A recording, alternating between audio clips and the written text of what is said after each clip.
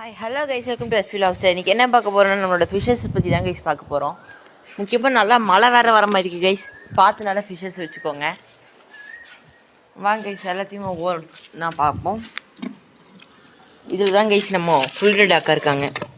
பாருங்க கைஸ், உள்ளே அவங்க இருக்காங்க. ஆனால் கொஞ்சம் குண்டான மாதிரி தெரியுது மேல் இல்லாமல். பார்ப்போம் அவங்கள. இதில் ஒரு அக்கா இருக்காங்க. இவங்க குட்டி போட்டிருக்காங்களா என்னென்னு தெரில கைஸ்.